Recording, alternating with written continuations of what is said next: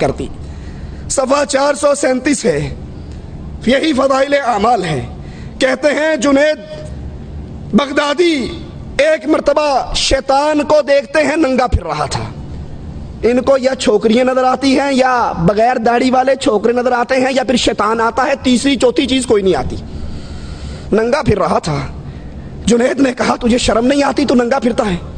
کہا میں مردوں کے سامنے ننگا پھرتا ہوں، یہ کوئی مرد ہے؟ مرد تو وہ تبلیغی جماعت کی جو مسجد شنیسیہ ہے اس میں بیٹھے ہوئے ہیں، وہ اصل مرد ہیں. ذکر کر کر کے میرا جگر جلا دیا ہے. جنید اس مسجد میں گئے، دیکھا کچھ لوگ سر پہ گھٹنوں پہ سر رکھ کے مراقبہ کر رہے تھے، الا اللہ کی ضربیں مار رہے تھے. مجھے دیکھتے ہی فوراً بولے بغیر، جنید کے بتائے بغیر کہ میں نے کیا خواب دیکھا ہے، فوراً کہنے لگے اس شیطان کی باتوں میں نہ آ جانا، وہ شیطان تھا. ابھی بتایا نہیں کہ رات میں نے خواب میں شیطان سے ملاقات کی. ان بزرگوں نے دلوں میں آنے والے وسوسوں کو پہلے ہی پہچان لیا. محمد الرسول اللہ صلی اللہ علیہ وسلم. زہر والا کھانا رکھا جاتا ہے، یہودیہ لاتی ہے، بوٹی اٹھا کر منہ مبارک میں داخل کر لیتے ہیں. نبی کو اس کے دل کے وسوسوں کی اطلاع کیوں نہ ہوئی؟ نبی اس کو کیوں کھا گئے؟ نبی نے اس کو کیوں چبا لیا؟ کیوں کہا کہ اس گوشت نے، اس ران نے مجھے بول کر بتایا ہے آقا نہ کھاؤ، مجھ میں زہر ملا ہے. فضائل اعمال کی بربادیوں میں سے بہت بڑی بربادی علم غیب جو اللہ کی صفت تھی، ہم نے اس کو چھینا اور چھین کے اپنے مولویوں میں کیسے بانٹا. یہ صفحہ 560 اسی فضائل اعمال کا. کہتے ہیں ہمارے جو بزرگ تھے وہ کشف کے ذریعے پہچان لیتے تھے. وضو کرنے والا وضو کرنے کے لیے بیٹھتا تو پھر وہ فوراً بتا دیتے کہ اے بیٹا تو نے یہ گناہ کیا ہے، تیرے پانی میں سے یہ گناہ گر رہا ہے، تو زنا کرنے سے باز آ جا، تو چوری کرنے سے باز آ جا. وہ ان کے وضو کے قطروں کو گرتا ہوا دیکھ کر بتا دیتے کہ اس بندے نے اللہ کے ساتھ یہ معاملہ اپنا بگاڑا ہے. یہ غیب کی خبر ہے، کوئی آدمی کیا کرتا ہے، لیکن کہتے ہیں ہمارے پیروں کو وضو کے گرتے ہوئے قطروں سے نظر آ جاتا ہے یہ کیا کرتا ہے. یہ صفحہ 96 ہے فضائل درود کا. ایک کہتے ہیں ہمارے، اور بڑی عجیب بات ہے، جو بھی واقعی آپ سنو گے پڑھو گے، شیعہ نہیں کبھی ذاکر کی بات سنی، آواز پئی آندی ہے، وہ کوئی حوالہ نہیں دیتا قرآن میں آیا ہے حدیث میں آیا، آواز پئی آندی ہے، پیچھوں آواز آندی ہے، وہ شیطان آواز کر رہا ہوتا ہے. ان صوفیوں کی بھی جتنی کتابیں پڑھو گے کہیں نہیں بتائیں گے اللہ نے کہا، رسول اللہ نے کہا، قرآن میں کہا، حدیث میں. ایک سید صاحب نے بتایا، ایک شاہ صاحب نے ذکر کیا.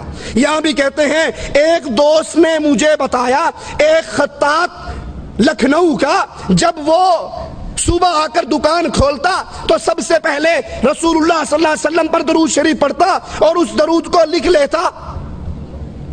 اس کی موت کا وقت آیا تو پریشان ہو گیا، پتہ نہیں اگلے جہان میں کیا ہونے والا ہے.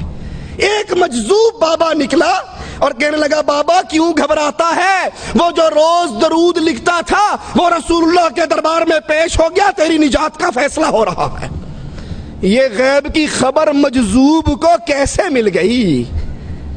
یہ کس نے بتا دیا کہ تیری بات، تیرا دستہ رسول اللہ کی عدالت میں پیش ہے اور اللہ کے نبی تیری نجات کا فیصلہ کر رہے ہیں؟ یہ غیب صرف اللہ کو علم ہے. چاہتا ہے رسولوں پہ وحی کر دیتا ہے، اور اگر نہیں چاہتا تو کئی کئی دن وحی کو روک بھی لیتا ہے. آئیے قرآن کو سنیے. قُلْ لَا يَعْلَمُ مَنْ فِي السَّمَاوَاتِ وَالْأَرْضِ الْغَيْبَ إِلَّا اللَّهُ. آسمان میں کیا ہے، کون جنت میں کون جہنم میں، ان کے ساتھ ماجرا کیا ہو رہا ہے. زمین و آسمان کی چھپی ہوئی باتوں کو اللہ کے علاوہ کوئی نہیں جانتا. وَمَا يَشْعُرُونَ أَيَّانَ يُبْعَثُونَ. تم جن صوفیوں کو عالم الغیب سمجھتے ہو، تم جن پیروں کو عالم الغیب سمجھتے ہو، ان کو تو یہ بھی نہیں پتا کہ مر کے اٹھائے کب جانے ہیں. قرآن حکیم. قُلْ لَا أَقُولُ لَكُمْ عِنْدِي خَزَائِنُ اللَّهِ. اے نبی علیہ السلام کہہ دیجئے میں نہیں کہتا میرے پاس اللہ کے خزانے. وَلَا أَعْلَمُ الْغَيْبِ. نہ یہ دعویٰ کرتا ہوں میں غیب دان ہوں، ولا اقول لکم انی ملک، میں یہ دعویٰ بھی نہیں کرتا کہ میں نوری ہوں۔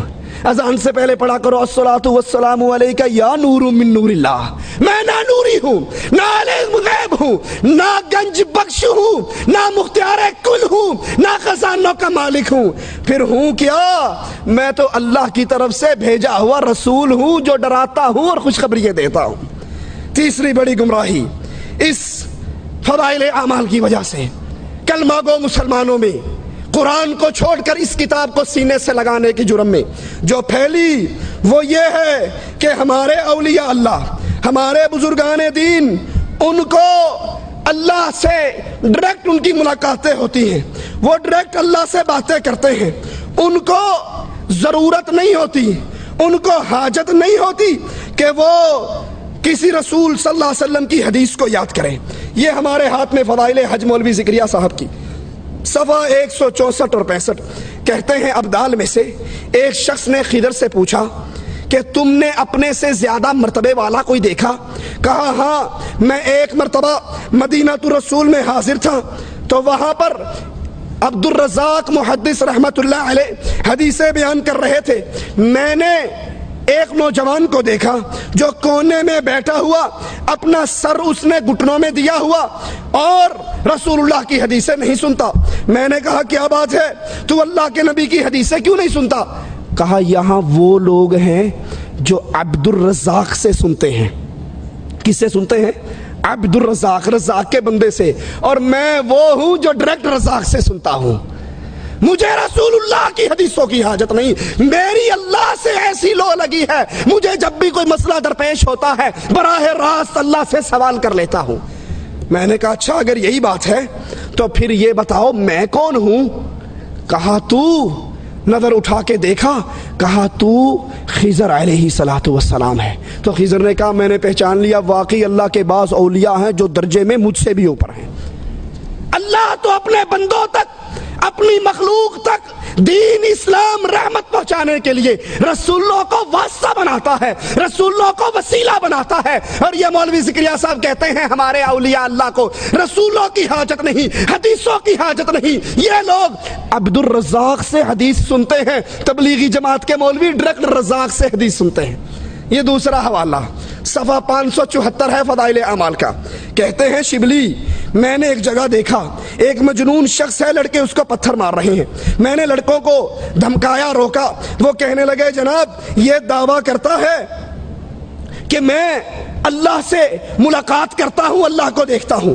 میں نے اس کے قریب آ کر کہا کہ تو یہ دعویٰ کرتا ہے تیری اللہ سے ڈائریکٹ ملاقاتیں ہوتی ہیں دنیا میں رہتے ہوئے، تو اللہ کو دیکھتا ہے، اللہ سے سنتا ہے؟ کہا اچھا سنو، چیخ ماری اور کہا شبلی اس ذات کی قسم جس نے اپنی محبت میں مجھ کو برا حال کر رکھا ہے، اگر موت تھوڑی دیر کے لیے مجھ سے غائب ہو جائے، میں درد فراق میں ٹکڑے ٹکڑے ہو کر مر جاؤں، وہ ہمیشہ میرے سامنے رہتا ہے۔ رسولوں کی حاجت نہیں، حدیثوں کی حاجت نہیں، قرآن کی حاجت نہیں، اب ڈائریکٹ ان مولویوں کی، ان صوفیوں کی اللہ سے ملاقات ہوتی ہے، وہ اللہ سے ساری باتیں پوچھ کے بتا دیتے ہیں۔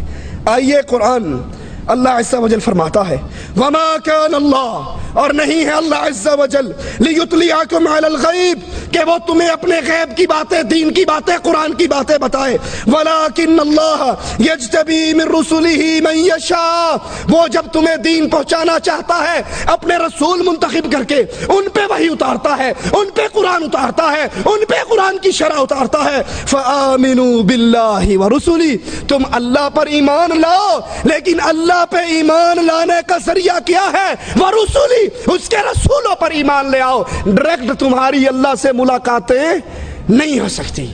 موسیٰ علیہ السلام نے کہا تھا اے اللہ عز و جل میں آپ کو دیکھنا چاہتا ہوں، تو اللہ نے جواب میں کہا موسیٰ تو نہیں دیکھ سکتا۔ اور یہاں تبلیغی جماعت کے مولوی کہتے ہیں اگر ایک سیکنڈ کے لیے اللہ مجھ سے اپنے پردے کو ڈال کے الگ ہو جائے، نظر نہ آئے، میں ہلاک ہو جاؤں۔ میں تو 24 گھنٹے اس کا دیدار کرتا رہتا ہوں. آئیے قرآن کی آیت پہ غور کریں. وَمَنْ أَظْلَمُ مِمَّنِ افْتَرَىٰ عَلَى اللَّهِ كَذِبًا. اس سے بڑا ظالم، اس سے بڑا گمراہ کون ہے جو سچے اللہ عز و جل کے خلاف جھوٹ بولتا ہے، اس پہ جھوٹ باندھتا ہے. حضرت عائشہ نے تو یہاں تک کہا تھا رضی اللہ تعالی عنہ، جب سائل نے پوچھا تھا کہ کیا اللہ کے رسول صلی اللہ علیہ وسلم نے معراج میں اپنے اللہ کو دیکھا، ملاقات ہوئی؟ وہ کہتے ہیں نا کی نہیں کیتا